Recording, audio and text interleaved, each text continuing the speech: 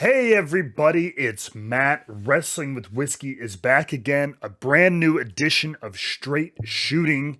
This time, I want to give a big welcome to my guest, the kind of triumvirate, minus one. I'm getting like everybody from the Major Wrestling Oh Figure man, Pod and you're Network. probably missing the one that fits this the most too. By the way. Don't think that that's not an agenda of mine is to get Mark here Yeah. eventually.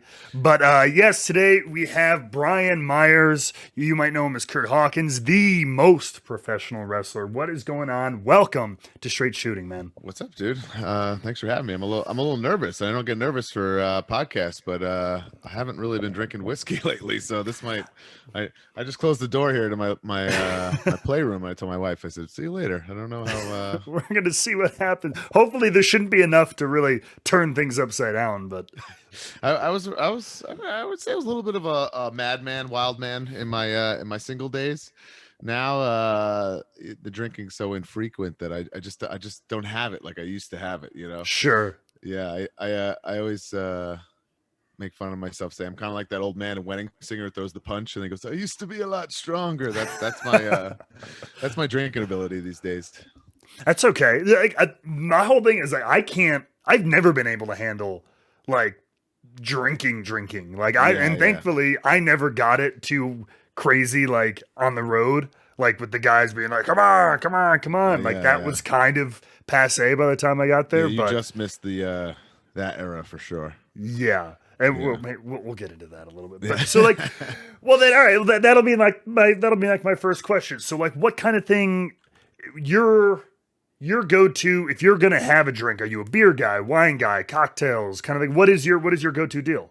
Well, now the Major Wrestling Figure Podcast is sponsored by all things Pabst Blue Ribbon. So That's PBR is my right. go-to right now. They just sent me, it feels like a lifetime supply of product. Like we have the stronger seltzer, which is like an 8%, which is what I've been sipping on. Actually, they have like a hard tea that's very light that I like. The real problem here is we're in a very cosmetic business. Am I right? Hmm. Everything I what I would like to have and what I have, there's a big difference. You know what I mean? So as soon as hard seltzers became a thing, I'm like, okay, this is like pleases both worlds here. You know, it's my cosmetically pleasing business, and you get a nice buzz. I feel like that was the route I started to go down, and I've been going down in my drinking these days. If I was like a single dude just hanging out, different circumstances, I think I'd be drinking like highballs, to be honest with you. Highballs, really? Something like that. Yeah. That'll excite some of that. Those are very popular with like Japanese That's what I actually first businessmen. had them. Hmm. Japanese whiskey and stuff in a highball is very, very popular. Yeah, that's Gallows introduced me to that on our tour of Japan with WWE a couple of years ago, and I was like, "This is delightful. Can't Yeah. drink these every night, but this is pretty awesome." Yeah, Yeah. absolutely. PBR by the Midwest staple. I'm here in Oh yeah, Chicago, and like they're just up the road in Milwaukee, and I mean that used to be like hell, it still is a lot like the go-to beer. Like that was the college beer that you could yeah. get like. a- It was always the cheap beer, but it was like it was on every shelf. It was all this stuff. So yeah, We, that was we've been like pushing the it as it's very crushable. It's crushable. yeah You can't really crush IPAs. Technically, you can. I wouldn't recommend it, but yeah you can those look to crush be anything. savored. PBRs, if you're going to a game, you're tailgating, you're enjoying something like that, you got to go the PBR route and just start crushing them because that's what they're for. 100%. That's so funny that you said it because Yeah. there's this other whiskey podcast. That's one of his favorite words to describe like a whiskey, like super crushable. It's like when it's just dangerous, Yeah, when it's yeah. just dangerous, and you just go through them one after the other. But that's actually interesting too. So how did PBR partnership kind of come together for you guys? I honestly don't even have an answer to that. I think somebody that works on their marketing team is a fan of ours. And they Okay, just thought it would be a good pairing. So, and we actually have launched a Patreon exclusive deal once a month where we have boozing with the toys. I don't know if you know, but get Anderson and Gallows have boozing with the boys on their Patreon. So we yeah, basically stole it, and we do boozing with the toys, and we have this giant Zoom call with all our fans, and they can come in, and basically we encourage them to get a little bit of liquid courage. yeah. Drink, go on eBay, see what happens. Pull the trigger on some purchases that you might have been itchy on, and you just couldn't do it. But get a little bit of liquid courage, and you do it, and we have fun, and we have guests and stuff, and tell stories, and it's pretty awesome. You guys are stimulating the economy. Oh, for sure. Yes, for sure. That's awesome. Hey, stolen. I mean, there's one thing we know in wrestling: a stolen idea is sometimes Oh, the best idea. I just in wrestling everything's stolen, so you just got to admit it and move on. That's what we do. Damn right. Yeah. Damn right. Well, speaking of wrestling, so tell me, and I kind of been asking everybody this in this first kind of go round. This last crazy, stupid, whatever year, how has it been for you? Not just in business, but your family, and all that kind of stuff. How have you been doing this whole thing? It's been like unreal. Like I tell people this, like, because I have no problem being honest. When I got fired, I was devastated. There was about 48 hours there because it just blindsided me so bad. I did not think, and I still do, in my wildest, I think WWE would do that to all of us, especially that early on. You know what I mean? It was like barely a month into this pandemic. It was No kidding. so far from my being. I was just like, whoa, like blindsided, caught off guard. Turns out it's been an unbelievable blessing in disguise for me. I've had so much time home with my family. Lucky enough, like Tommy Dreamer literally called me that week and gave me the hard pitch on Impact Wrestling, and I really didn't, I did the 90 days and didn't skip a beat. Went right to work there. And then I think Impact's pretty awesome, and obviously I'm biased because I work there, and I think a lot of people have kind of passed it by because of all the years gone by and the disappointments and the Dixie era, if you will. But it's a completely different company. It's been an absolute blast. It's just been full of like fun and opportunity for me. And as a dad, I work 3 days a month, sometimes less, and the 3 days we work, I mean, we work hard because we're doing it like the minimum 6 episodes plus maybe like an app special pay-per-view. So like, it's crazy. You're doing multiple matches a day, pre-tapes, and you're getting it all done. But the benefit of that, I'm home so much with my girls and my wife, and it's been like an unbelievable blessing for me. A change of pace that I didn't realize I needed.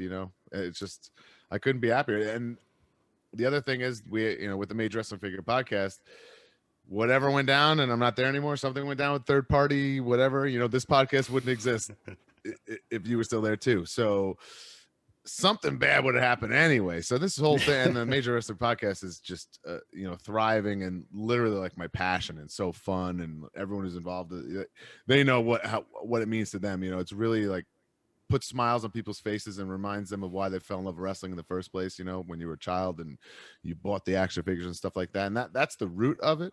But so all those things, like, I guess it was all meant to be, and I'm totally fine with that now. But for sure, first 48 hours, whoa. Ever since, though, life has been great and continues to be great. So I'm very grateful. Yeah, that's awesome. Well, screw it. You know what? On that, let's go ahead, go to your first sample. Cheers to that. Cheers to an interesting year. Are we going in order? So A? Yes, A, B, C. I play a little game. Okay. With everybody. There's a theme here, and we'll get to it at the end. But just squirted it. I didn't realize when I bought these sample bottles that they were like basically travel shampoo bottles. Yeah, for sure. With the little squirt top. So it's so weird. And drinking out for those on audio, drinking out of the Major Wrestling Figure Pod coffee mug. I gotta keep it on brand. There you go. It was that or a Mets mug. That's all I have. And then I was like, I'm already wearing the Mets shirt. The Mets are finally playing a game today, so I'm very excited. Yes. But yeah, I figured. Yeah. Am I going for this? Yeah. Let's take a sip. Let me know what you think. Sip or take it down. I mean, you do it how you want to do. This show, we're trying to talk about like what does it taste like, and stuff like so that. So full disclosure. Yeah. Before I do this, let me just give you all this information. My parents are like winos, have a wine cellar, several memberships to wineries out east in Long Island where we're from and stuff like that. And I try to be that guy, but I'm just like, tastes like wine. And I'm going to tell you, this tastes like whiskey. So maybe you could help me out here. I mean, and that's fine. That's fine. That made me think of this as we're coming on this show. They're like they'll have like a Bloody Mary, and like literally once a year, if I'm over there, they offer me one. I'm like, okay, I'll try. Maybe this is the year like my palate changes and it's okay. And I'm just like, nope, this is disgusting. Can't do it. Like, I don't know. Yeah. So. It's absolutely, it's an acquired thing. And yes, that is how I am with this stuff. And it takes a while, but that's kind of half the fun of this whole experiment that I'm doing here is showing some people who don't normally do that. And I'm like, I'm not expecting you to be like, cardamom or some BS, BS like that. But as long as we're being transparent there, I'm going for it. Go for it. And you could just think of it just like, is it sweet? Is it bitter? Do I like it? Do I don't? Is it hot? Is it not? Is it smooth? Super simple stuff too. Very smooth. Okay. Very smooth. Easy. Yeah, that was very easy to Enjoyable, annoying. enjoyable, maybe a little sweet. Okay. Tasted like a red stag without all the cherry, or right? Sure. Yeah. That's a cherry flavored whiskey. Yeah. Yeah. Very, 100%. I enjoyed that. Okay. Good to know. The people at home, they know they're looking at it right now. They know what it is. Okay. Okay. Yeah, and then we'll do the reveal at the end. Okay, so you like that one? That one's good. Yeah. Sweet, really pleasant. Yeah. Excuse me. Awesome. My first, can I tell you about my first whiskey drinking experience? I was gonna get yes. You beat me to it. Please. Okay, is that on your list? So I went to school. It was very dumb looking back on it, but whatever. I graduated high school. I had a partial scholarship to wrestle for Division III in college, Western New England College in Springfield, Massachusetts. But I also wanted to be a pro wrestler my whole life, so I enrolled in wrestling school that summer. Instead of getting ready for collegiate wrestling like a responsible person, I was pro wrestling for 3 months. Literally living my dream, like could not care less about being a collegiate college, successful wrestler at all. Like the only blessing that came in that is that like I made buddies with all the guys in the team. I did 1 year, quit. I told the coach I'm going to be a pro wrestler. He laughed in my face. Whatever. The rest is history. But the blessing that came out of that is I made buddies with all the dudes, and like those are my college buddies like that I hung with. And they had some pretty fun parties, and that's like kind of where I got all, my feet wet in that. That would obviously come later in wrestling too. But I remember being at a party my freshman year, and like somebody just kind of handed me like a handle of whatever, and I was just trying to be tough. There was girls around, all these wrestler dudes I just met. I was trying to be impressive, and I took a swig of it, and I literally felt like hair was growing on my chest, and I was like, ah! And then I finally was like, so what was that, dude? And he goes, yeah, it was wild turkey. And I was just like, wow. And I had, a couple more swigs that night, and not so pleasant morning. I'm pretty sure one of my first hangovers was thanks to trying to be cool and drink wild turkey. But for some reason, I've never forgotten that. That is, wild turkey is this weird, like in the whiskey world, it's this weird thing because so many people have that same experience as you. It is the go-to. It was the go-to because it's cheap. It's everywhere. It's it's in every bar, every college bar, and I guess there's that too, right? Yeah, that and a lot of there's Jack Daniels, there's Jim Beam, but like wild turkey for some reason is kind of associated with so many people who are like, ooh, those wild turkey nights. But at the same time, like you kind of come around when you get into like the hobby and like nerdedom of all this. Like it's like the cheap everyday whiskey, but it's also incredibly well made. Like your palate comes around. It's weird. I know so many people who used to throw up to wild turkey and now like collect it and like have shrines to it in their bars and stuff. Because especially like old 1970s wild turkey is like crazy good if you can find it, which it's almost impossible to find. Wow. What would something like that cost you? Depends on the what type of bottle it was, but like at least if it's unopened, because it's the only way you're going to want to buy it, is at least several $100 for one bottle. Cool. If not, creeping up towards $1,000 a bottle. Wow, that's cool. But just because it's gone, it's vintage. It's what we call dusty in the kind of the hobby of it all. But so that's your whiskey, your first memory of whiskey. Now, what about, I got to ask everybody, road whiskey? First time on the road that somebody said, hey, we're going out, we're doing this. Any stories along that line? So I was in Deep South Wrestling and developmental. We got hired by Tommy Dreamer. We didn't have Matt and I. We didn't have a choice. I think obviously we were given a choice. We would have said to go to OVW because it was so, to me as a wrestling fan, it was so glamorized, like Randy Orton, Batista, Brock Lesnar, all these guys, and I was buying the DVDs at the time. That's when Heyman was booking it and stuff. And I was like, this is awesome. And we were told to go to Deep South, and we're like, what is that? And what we found was like an experience of a lifetime that we could probably do 17 podcasts on, but it was a very, very much party and drinking especially culture because of how it was insane, man. It was just like you were in part of like a boot camp, and it was Monday through Friday. You do a taping on Thursday nights, and like tape review and another practice Friday. And then it was literally like being in high school. You busted the doors on Friday and that's it. And you have the whole weekend. And there was never ever shows. There was in the year we were there, I think we did like 3 weekend live events and that was one of the problems WWE had with it. Yeah. They were supposed to be booking these shows so we can get more experience and and it just wasn't happening. So there was a lot of partying that went down. There was a huge bar in town called Double D's. It was just this massive bar with this huge deck, and it's just like that's where we all went and partied. And at the time, Bill DeMott was our coach, and he would be out there raging with us too. So like, if you took a shot, you had to gargle it and all this kind of stuff. Oh. If you had a beer, you had to take it to the head. You couldn't just like sip on it. He wanted you to just crush it, if you will. So that's where I got like my PhD in partying for sure in Deep South, because it was just expected. And then he's one of my best friends. I mean, but Luke Gallows is a legendary drinker, whether he wants to admit it or not. And I think the probably most legendary that I ever met in this business is Mike Knox, and he was there for all that stuff too. So basically, just me and Broski being under their coattails, and it was just nuts. Every weekend was nuts. That's crazy. I knew a bunch of the guys who kind of came through Deep South. I didn't know you guys like didn't do any freaking like house shows or anything like that. That's why WWE wasn't happy with it. Yeah.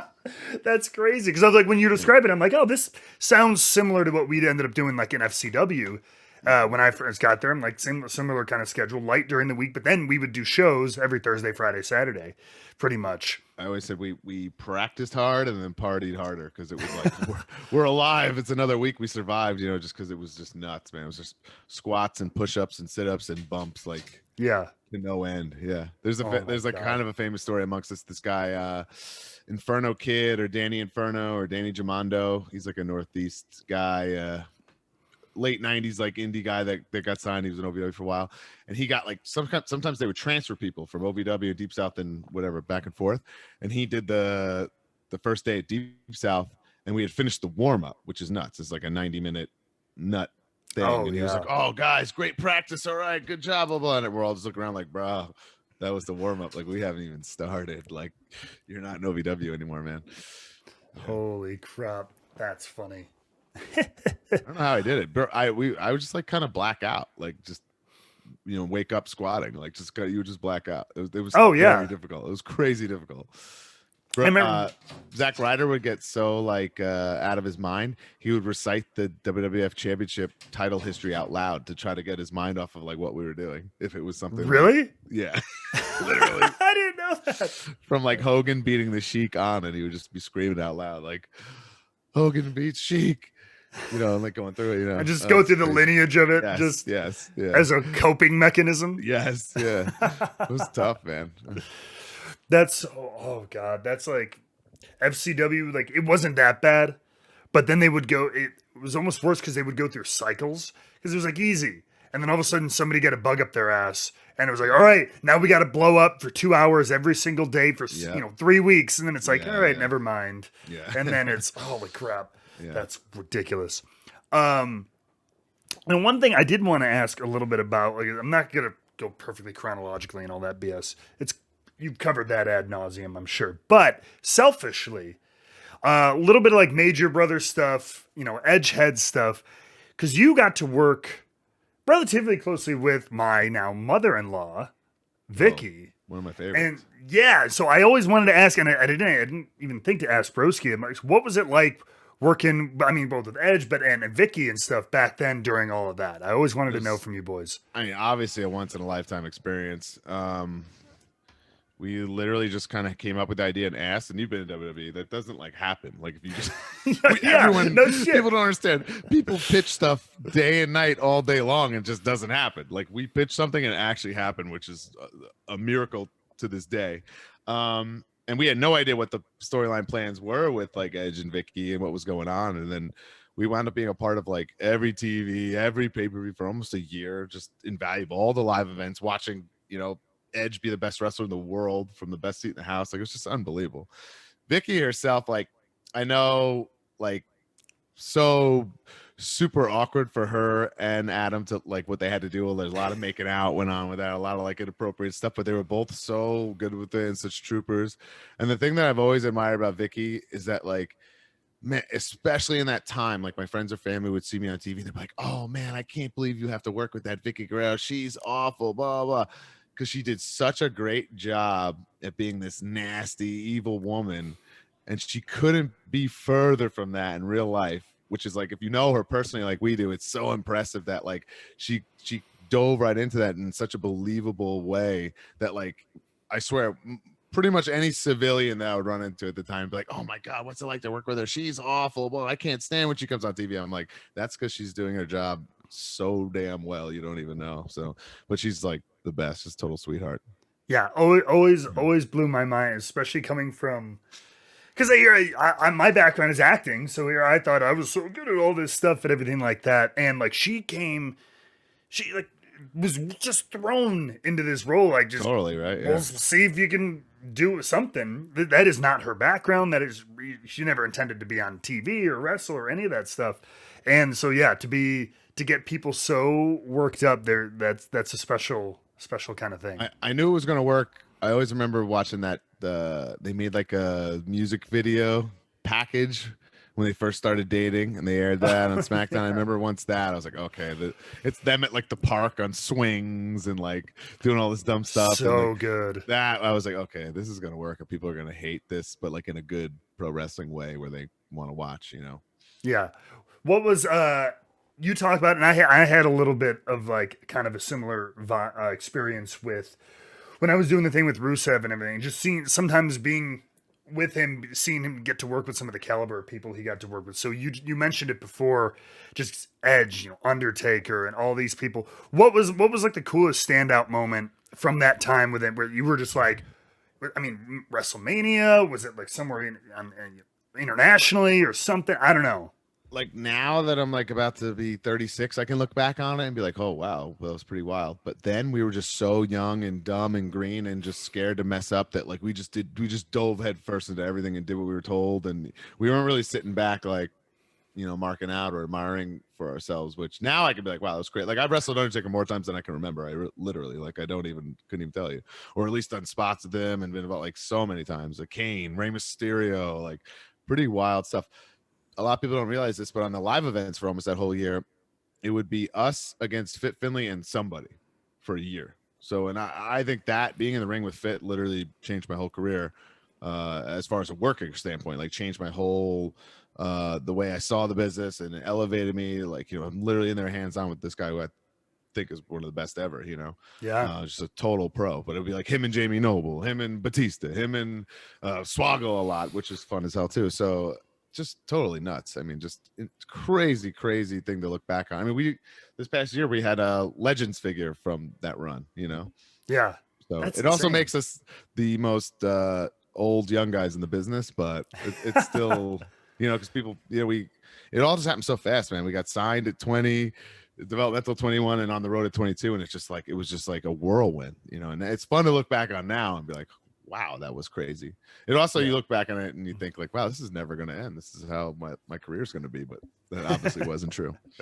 Yeah, no, but you bring up a really interesting point. And like even hearing you talk about it, you don't even realize it sometimes. Like you're talking about some of these people you're working on the house show, you're like true vets. And I'm like, by the time I was kind of coming in, we had some, but like those guys were you kind of were the last new crop of talent that got to work with a lot of that generation Oh, for sure. on a Yeah. regular basis, at least. You know what I mean? Yeah. I think that's a lot of that has to do with like sometimes Matt and I sit back and see young guys and we're like, this is crazy. Like we weren't allowed as signed roster members, we weren't allowed in the locker room. Like you had to work your way to the locker room. We changed with extras for months and months and months, and finally had to go to Benoit and ask and say like, hey, are we allowed in? Like, we've been around for a while, or whatever, and get his permission and acceptance to even just change with the boys. Yeah. When did So that kind of thing start changing? Did you notice? Do you think? probably a couple of years after that, 2 or 3 years after that. That's 07. So yeah, 2010, Okay. 2011, Yeah. but just like that, and that's just like a small example of how like strict and it was crazy, man. Yeah. Crazy. Absolutely. Well, on that note, let's move on to let's go check out sample B for you. Aerate it out of the shampoo bottle, and So Swoggle just squirted these right into his mouth. Swoggle, yeah. The That had to be pretty difficult. first one was just straight up squeegee bottle. The other two were like unscrew the top and then took sips out of the. Yeah, I didn't want to use the sippy cup for. Has he been like your most I want to say Neanderthal, like who's been guest that you've had I mean, unorthodox? Broski's got to be up there because he doesn't know anything about it. Everybody, so far, your interview number 4, we've had Broski, Swoggle, Rowan, I interviewed last week. It hasn't come out yet, but who's just a fascinating person outside of people don't realize that. Yeah, but go ahead and see what you think of this one. This doesn't smell as potent as the last one. Okay.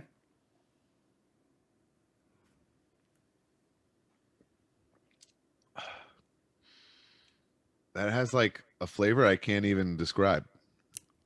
In a good way, bad way, weird way? I don't know. Wasn't sweet. Okay. I don't know. So sample B is a big I don't know. Man.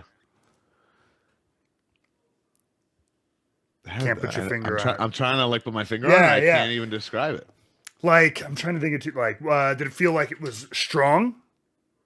Not like real particular, not okay. Not any more or less than a whiskey. And then was it? Yeah, I'll try to walk it thinking spicy or smooth? Not too spicy. No. Wow. Okay. Yeah.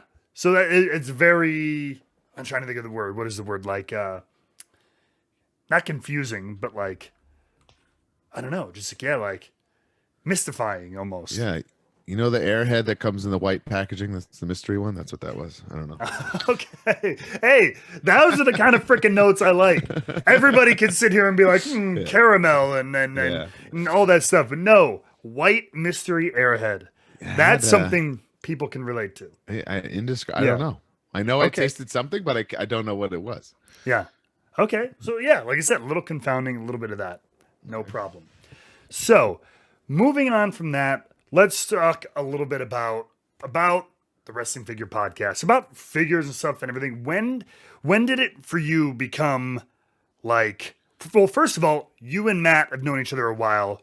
When you first met, was that one of the first things you bonded over, or did that kind of come later? Yeah, but not right away. So we both signed up to the same wrestling school. We wound up getting trained by Mikey Whipwreck, ECW legend, and basically we showed up at the same time. We had the same haircut at the time. We were the same height, the same age. I think we're not even a month different in age, and it was like anything else. It was competitive. We're like, oh shit, this is the guy I got to beat out for a spot, or I got to stand out above this guy, or whatever. And then the people in charge saw it as no, you guys are a team because you look alike, which neither one of us was thinking. And we got kind of saddled with that. And then we were very standoffish with each other, and Matt's standoffish to begin with, period, if anyone doesn't know him.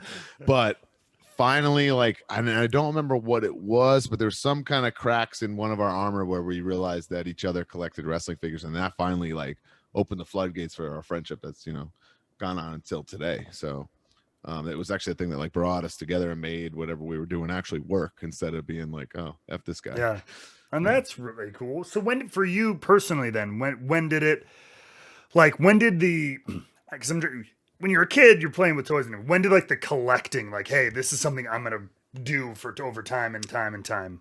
So I guess as a kid, just anything that had a toy would make me like it a little bit more, or incline me to dig deeper into it and the fandom of it. So if a movie had toys, I'm like, okay, I'm gonna, and wrestling was the number one thing of that.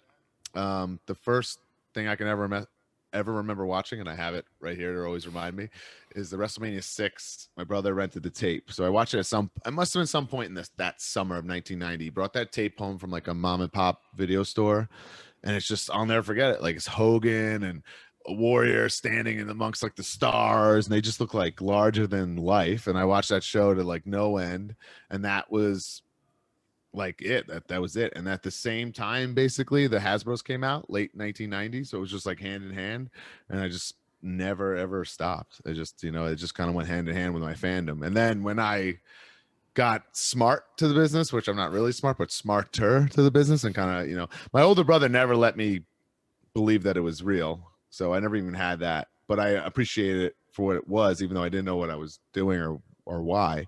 But when I got a little bit older, then it was like, okay, now I'm booking these shows and I'm in charge, and like that was just a whole nother layer of my obsession that I got to like play out through toys, as strange as that sounds. No, I get that.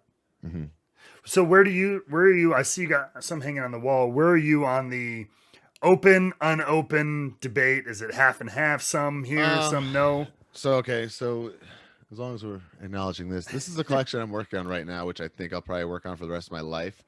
I have every Hasbro loose mint. I'm working on every Hasbro mint on card autographed. Now think about Okay. that. There's some very challenging ones with the amount of deceased people Yeah. in that. So it's like a fun hobby that I think I'll be doing literally to the day I die, because I don't there's 80 something 90 something Hasbros, if I were to get them all. I've already in less than a year done 45. Oh, And yeah. the I don't know if thing you'll be doing it your whole life. God, you'll be done by this it, summer. but okay, think about this. Texas tornado, Hasbro comes out in 1991. He passes away early 93. So the window that someone even got that signed, and that they're willing to part with it, and that I find it, very small. Andre the Giant, the Hasbro comes out late 1990. He passes, I think, the same, early 93. Not a lot of time there, and to get a giant on his deathbed to autograph a figure. And it wasn't a thing. Like, autograph figures has kind of become a thing way more recent. People weren't doing this back in the day. So my be all end all is I have every ECW figure the same way, mint on card and signed. And it took me years to track down a Mike Awesome, who passed in like '07. That figure came out 2000. Chris Candido was another difficult one. So, and I got those all done. So I have every single one VCW guys like that. So that's like what I'm currently working on. That's like fun for me, that I get the most excited. Like, I just got a DiBiase and Beefcake this weekend. So like I've sent my steamboat to the High Spots guys for WrestleCon weekend to get done. Like, I have all these connections, and I'm always like wheeling and dealing and trying to like figure out where these dudes are. But there's some like Nails, like where Nails hasn't done anything ever. How am I gonna get that signed? Hey, you never Giant know. Gonzalez. Giant Gonzalez is passed. I don't know how many of those exist. The signed Giant Gonzalez. That's not really, it's not. And it's also the other flip side, not like our generation. These guys weren't doing conventions and stuff. There's some toughies, man, some really tough ones, but they exist. I'm sure they exist. Yeah. So I mean, for those who aren't in that side of thing, where how are you doing your shopping? Are you an eBay guy? Are you in like Reddit groups, Facebook groups, like talking about who's got what? How do you find stuff like that? eBay is like the be all end all. The rest of that is just is depending on how hard you want to work, basically. You know what I mean? Because there's Facebook groups. There's Macari. Have you ever heard of that? Macari is one that's kind of a No. thing. It's kind of like a quasi eBay that people post, and it's called Macari. eBay is the be all end all, especially with like cards and things and figures, because you can look up sold listings and really understand what things are worth. You know what I mean? Because I could Yeah. throw something up on eBay and ask for $1 zillion, but unless you're going to pay me that, it's not worth that. So I really despise when people look on their phone like, look, it's on eBay for this much, so that's how much I want to charge you. It's like, no, it's up there and no one's bidding on it. Does not mean it's worth that much. That's what that guy would like to have in a fantasy situation. Okay.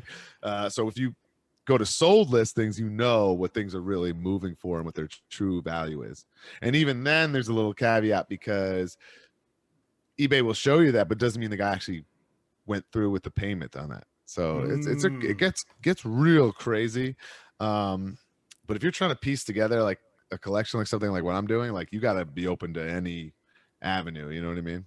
Yeah, that's so I have to bring this up because this is so, and anybody from our whiskey community is going to hear what you're saying right now and be like, ding, ding, ding. You'd be surprised at how similar it is for this shit. Oh, I bet it's the same thing. Yeah. Same exact kind of thing where there's Facebook groups, there's Reddits, and there was a huge thing over this past year that states and governments and Facebook included went to like, because it's alcohol, so it's even more like iffy when people are like trading and selling in these groups. And to like shut them down, like there was this huge bourbon secondary market, thousands of members. They had their own little language, like, you know, bin is buy it now, and offers or this, and shipping labels and all this Same stuff. with toys, same thing. And they went and like they cleaned it out, and now there's a bunch of smaller groups now. But it's funny because there's people who come in and they'll put a picture of what they're trying to sell, and they put up this ridiculous price, and then they get flamed in the comments or something like that. And toys is the same boat, man. It's just people that are passionate about something, you know what I mean? And that's what spawns all this. You know, they're within this community. So and it turns into like a commodity market. We have a Patreon exclusive Facebook group where basically, like, I don't want to say I don't need eBay anymore, but I don't have to rely on it because I can just sell something there without all the hassle. And like you know, if someone's shady, we give them the boot and stuff, and it's very, very monitored and stuff. But like, so people have gotten hosed in there because the one rule of thumb is like, if it's on the shelves, like just because someone can't find this MJF figure doesn't mean you can go in the group and sell it for $70. If it's out there, like, that's not fair. So we have a thing where you have to do it like the true price plus shipping if it's a current thing, because then you're just straight up scalping. You know what I mean? If I go in there and sell a Hasbro from 30 years ago, I'm allowed to say what it's worth or what I want for it, if that makes sense. So yes, that happens. Although I would say the one thing is with this is like, because there's so much. Like, I was just about to ask that, because I'm like, with current figures, I mean, they should be on kind of toy store shelves pretty much everywhere at first. But here, some of these releases are so limited, people will buy them literally at $100 or $90 for a bottle, and that afternoon they will be up on websites for $500. Wow. Because I was just gonna ask you. So there's flippers within. Oh, this, sure. Yeah. Flipping is the like big dirty words, like bottle flippers. It's what all like the stores try to. That's why they put like loyalty programs, or like you have to. I'm not going to sell you one of these bottles that come out once a year unless you've been shopping here like all year. They don't want people just running in buying the limiteds and then. Which, I mean, I don't want to say I condone it, but those dudes are hustling that they even know to do that. You know. It absolutely it's their is a right. hustle. Like, you know what I mean? If that's what they're doing it for, they can sure as hell do it. Yeah, no, that's a lot of people's argument. So there's this constant back and forth between the flippers and the fans, and the enthusiasts or whatever, collectors, stuff like that. On that note, let's go ahead and finish it off. Let's go ahead with sample C. I'm gonna eventually stop making sense here. Holy smokes! I couldn't tell you last time I had three shots of whiskey, if you will. Hopefully these are not quite. Are they full shots? I don't know. Maybe they might be like 3/4 of a shot. Really? It feels like it. Maybe. I don't even remember how much I poured in. Yeah. All right. Okay.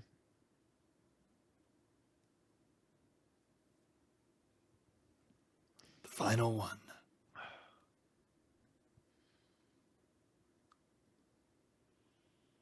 Like a smoky type taste to that one on the aftertaste. Okay. Smoky, a lot hotter than the other ones. Okay, like spicier, maybe. The burn. Yeah. Oh, okay. A little bit more of an alcohol burn there. Yeah, alcohol burn, I would say. Okay. Any kind of I'm trying to think, any kind of sweetness at all, or was it just pretty hot? Pretty hot, I think. Yeah. And a little bit more. You said smoky, maybe earthy, something kind of like that. Maybe that's what I'm trying to say. Yeah.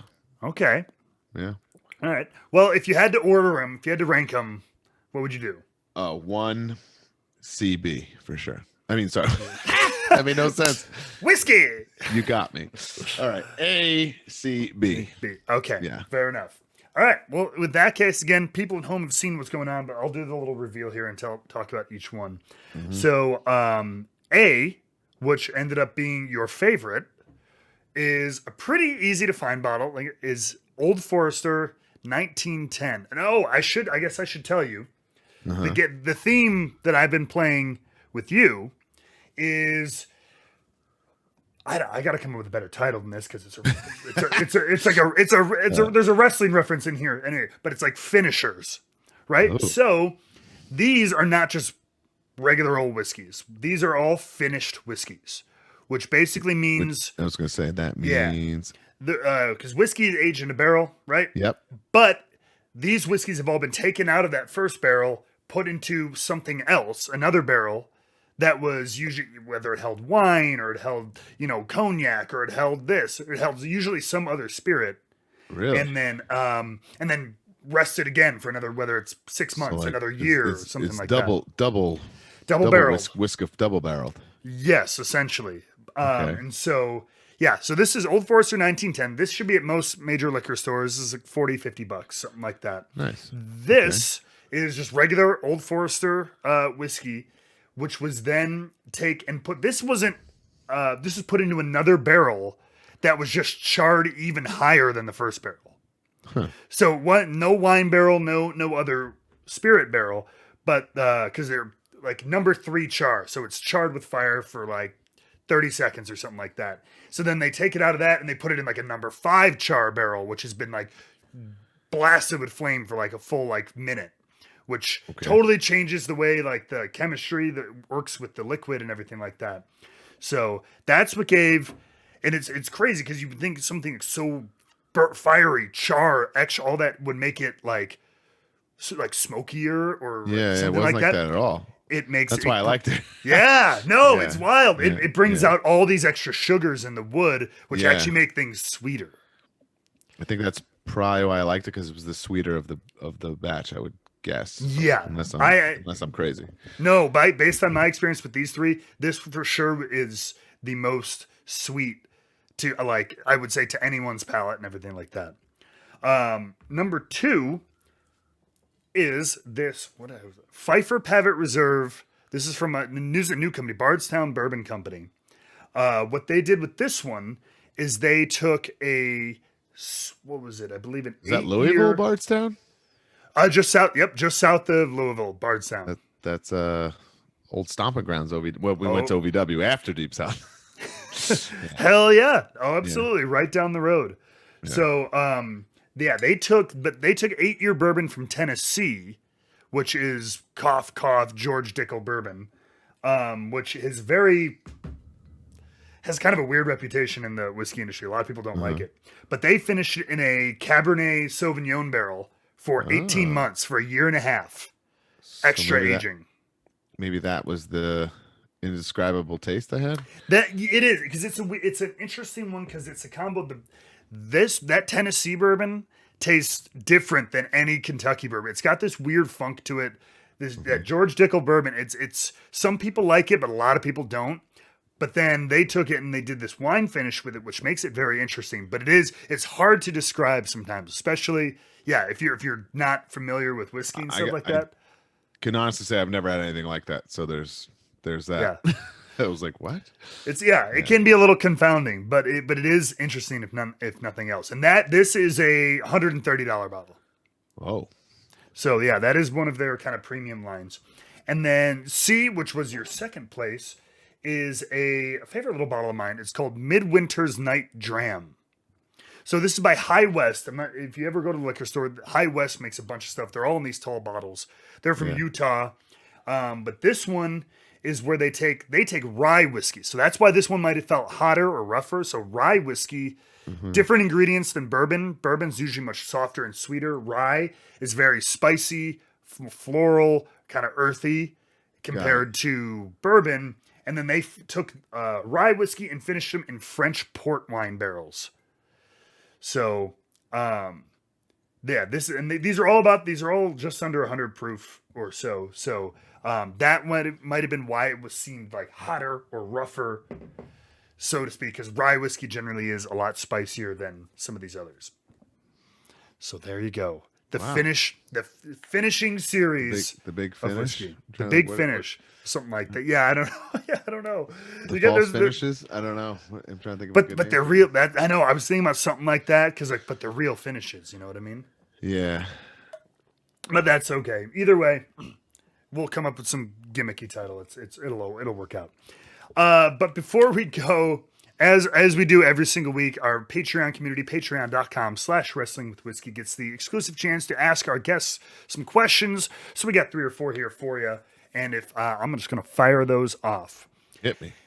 Eric Smith wanted to know, while on the road, has there been any collectible or figure or like memorabilia that you ended up passing on and never got the chance to find again? Uh, Not that rings a bell, but Matt and I we're nuts and we're brats. So like we want something, we're gonna get it. There's obviously things that I've passed on when I should have got it and I didn't, and then paid double or triple in the afterthought for sure. That's happened gazillion times. Or things where I go, I'm not gonna collect this anymore, and I sell it, and then I have to buy it back for more. Like I've done that a zillion times in my collecting. Really?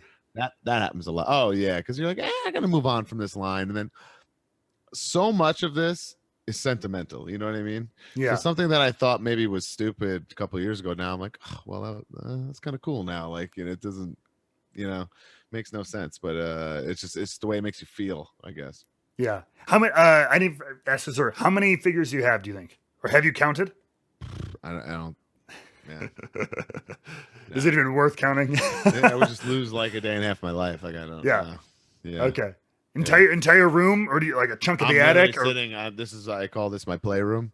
It's got like 2 big recliners, a big flat screen. It's where I watch sports and wrestling, and it's just this side. The wall I'm sitting on actually is all Mets stuff, and the other 3 walls are just decked out with cases and glass cabinets of just figures everywhere. And then my rule when I bought this house was, okay, if I can't display it, I won't own it. But now I have a giant walk-in closet just filled with totes and totes and totes of stuff that I can't, because I have no self-control.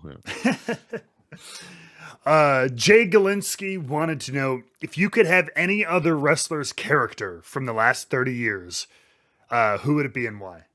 Ooh, man.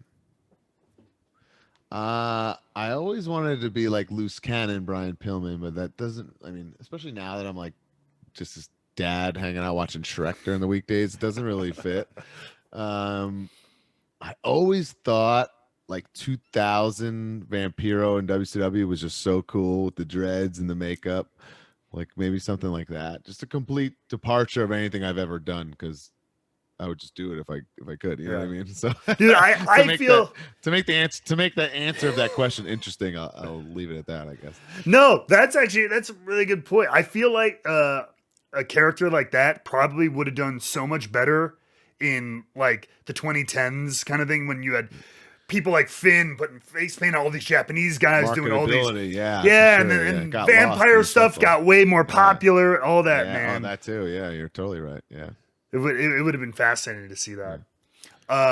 Jason Newman wanted to know, this is interesting, if the tables were turned like right now, and it was you introducing me to like one of your favorite pastimes, what would it be? Ooh. I'd probably take you to like a vintage toy store and go on a hunt and see like what kind of things pique your interest, or maybe, stories from your childhood come flooding back. Real quick, this just popped in my head, but like a couple of years ago, we were talking about the podcast in the locker room, and Ambrose, John Moxley, was like, wait a second, you guys have a fucking podcast about wrestling figures? What the fuck? Like making fun of us, whatever. And got a big pop from the boys, whatever. And then like it became this like funny inside joke. Whenever we see him, we're like, hey dude, we got the mic, so whenever you want to do the podcast, we'll get you. And he goes, oh yeah, I'll be right there. And then one day he's like, you guys want me to do the toy podcast? We were like, yeah. He goes, set it up. So we set it up, and I don't know what his expectations were or whatever. And John, he's not like the most open dude, and we just started bullshitting and talking, and then like I literally watched this guy, like sentimental childhood like memories were like flooding back to him as we were like just bringing up these wrestling figures that he for sure had and played with as a kid. And it was the coolest thing, because like this from start to finish, this was a complete fucking joke, and then we wound up having this like really awesome talk with him that I've never heard him talk like that ever, and we have it recorded for our show kind of thing. So that's like what it means at the end of the day. It can really like trigger something fun and interesting like that. Yeah, I think that's what it's about. I mean, like, especially I think of probably any of them, but like your my-ish generation of that age, like everybody, if you're a wrestler now, chances are you had these figures in some way, shape, or form. Yeah, so you're right. It's all tied to just memory and childhood and just like this Yeah. emotion. And I actually try to explain this to a couple like old timers. Like I've told, well, I won't mention any names, but just trying to explain it. Like when, whatever, Shane Douglas was a kid, what does he really have like to, for his fandom of pro wrestling and to like to satisfy that appetite? A couple, maybe some black and white wrestling magazines. When we were kids, there's video games, toys, bed sheets. It's so romanticized to us. So like, of course, they're like, oh, a bunch of marks are in the locker room. Like, yeah, no shit, because this is like we've fallen in love with this when we were kids because that's what you guys have sold to us. You know what I mean? Like, that's totally fine, and it's just things have just really changed. It's not our fault. But I think that's where the big disconnect of like generations comes from. Yeah, There wasn't action figures, there wasn't video games. yeah, it was just like a job that they Yeah, saw, and yeah. you're like, all right, maybe I could do that. Like, yeah, you weren't inundated with this wave of just like, yeah, like of everything. That's Totally. that's a really interesting way to put it. And one more. This is from when they asked the same question to Broski, and they wanted to get your take on it from Dresden Nova. Was there ever a point in the figure collecting that you either like moved away or fell out of it because either you or someone told you, you're too old for it? And if so, what got you back into it? And if not, what kept you going? So oddly, I've never stopped collecting, like period. Even in being in WWE since I was 20. But it's so funny. Like it was like our biggest, darkest secret. Like I just told somebody this story. I remember when we were in Deep South, there was a 24-hour Walmart, and Broski and I would go late at night and like dig through the pallets when the new toys came in and get all the releases and stuff. And someone came up from behind me from Deep South, like, "Hey, Brian," and I threw it like as they like called my name, like I had like a cane figure in my hand. I just threw it, like, "What's up, man?" Just because like we didn't want anyone to know, ever, because it was just so frowned upon, which I think is cool that it's not anymore. I'm sorry, where That was it. Like, was there ever a point where you kind of okay. got away from, or I did yeah, have, yeah, yeah. that's why I said I had another point to this. So then from 96 to 2010, Jax had the WWE WWF license, and that was like your bread and butter, be all end all. And then they sold to Mattel, and the license ended. And I'm sure Matt had the same answer to this question. We were both like so dejected about that, about like starting over, and we both like we sold a lot of our stuff, and we both thought we'd go like cold turkey. Like he went cold turkey and stopped, but the first set of elites I saw in the store, and I was just like, yeah, I can't stop. These are like beautiful action figures, and to this day, I do think they're the best ever. Dare I say? And it's been 11 years now, so I kept with that, on a much smaller scale of what I was doing with Jax, and I'm glad I didn't stop, because if you were to buy some of those original elites now, they're very, very expensive and Yeah. tough to find. Have you ever paid for your own action figure? Oh, for sure. Oh, tons of times. Really? Oh yeah. If it's in I I have this weird thing when my figure's in the store. I know a lot of guys like to like put it like first on the peg or whatever. But I'm the opposite. I want people to be like, oh, I can't find it. So if I see one in the store, I buy it. How Yeah. many of your own do you have, do you think? I mean, now that we're into not with WWE, I can sell them. So like the ones I had, I sold a lot of Oh, them. sure. Okay. Yeah. I had so many. Yeah. But I have at least one of everything ever, because I'm Yeah. nuts about making sure I'm a completist. No, of course. Well, that is a must if you're in this business.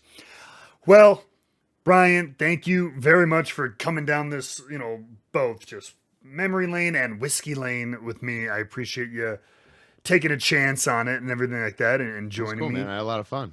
Hell yeah, sweet. So, usual thing, where let everybody know where you can be found, what you guys are doing, the podcast, so on, socials, all that good stuff. Yeah, everything that I do is basically at Myers_wrestling. And I just have my hand in so much. I'm the head trainer at my wrestling school, the Creative Pro Wrestling Academy. My podcast, the Major Wrestling Figure Podcast, comes out every Friday. We have a massive event, FWF Live, that debuts on April 8th. You can pre-order that now, and you have up until a week after it airs to order it as well. And then it goes away forever. And that includes a trading card, exclusive pin, and exclusive micro brawler. that you won't be able to get unless you order it and get the feed. So that's up on our Patreon. Check that out. It's a full blown real life wrestling show, like balls to the wall wrestling show, featuring awesome. Tommy Dreamer and Bear Country from AEW, and it's pretty cool. Myself and Matt, obviously, and all the cast of characters from our show. And obviously Impact Wrestling, we're moving to Thursday nights on Access TV and free on Twitch, which I guess all the kids these days are twitching. I'm learning. I really had no clue what it was or how to use it. I'm slowly learning, and it's actually been a lot of fun because now, if I get a brand new item from Ringside Collectibles, I can open it live on Twitch, and it's so much faster for everybody, to see, plus the interaction and the comments and stuff. So it's been really cool. I've been enjoying it, but I'm learning. So Hell yeah. subs and Brave New whatever, World. Yeah. and raids Bits. and all these, bits. Yeah. I don't know what was going on there. That's how I know. So there was one, I think your guys' channel rated mine. Yes. And I had to be, I was pretty promptly, I'm like, there's no way this is Matt or Brian, because I'm like, I don't think they've ever, I didn't think you guys had any idea what Twitch. I'm like, this has got to be Mark. And I think it was. Mark is the captain of the ship. Yeah. All this. Yes. Yeah. And we don't know how to do it. Nothing. Yeah. I tried to raid somebody, but it was my feed. Like usually Mark does it, like if it's a simulcast, you know what I mean? Yeah. And I'm just like, let's raid so-and-so. I think it was like Danny Doring or something. And I just signed off. I didn't realize like I had to initiate it and do it. That's how clueless I was about it. Yeah. You just yell it out.